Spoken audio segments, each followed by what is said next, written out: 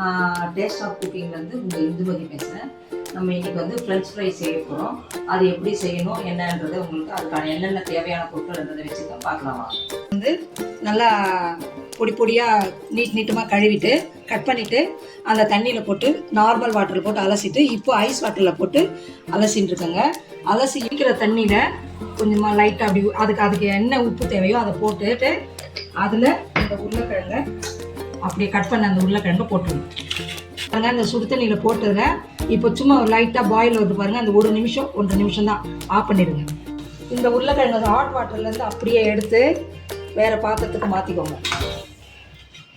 இந்த வடிகட்டி போட்டதில் ஒரு 2.5 ஸ்பூனுக்கு நம்ம கார்ன்ஃப்ளவர் மாவு போட்டுக்கலாம்.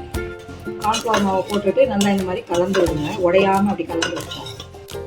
இப்போது ஆயில் அப்படியே ஊற்றி வச்சுருக்கேன். ஊற்றிட்டு கொஞ்சம் நல்லா சூடாகட்டும், ஒரு 2 நிமிஷம் எடுத்து ஆயில் நல்லா சூடாகிடுச்சு, அதில் எடுத்து போட்டுருங்க. ஃப்ரை ஆகிடுச்சுங்க. இது அப்படியே அழகாக எடுத்து மிளகாத்தூள்,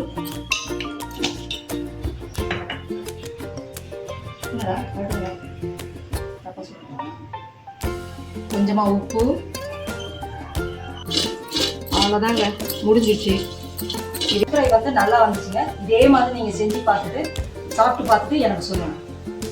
பிடிச்சிருந்தா லைக் பண்ணுங்கள், ஷேர் பண்ணுங்கள், மறக்காமல் சப்ஸ்கிரைப் பண்ணிவிட்டு பெல் பட்டனை கிளிக் பண்ணி வச்சுக்கோங்க. நாங்கள் போடுற வீடியோக்கள் உங்களுக்கு தொடர்ந்து வந்துட்டே இருக்கும்.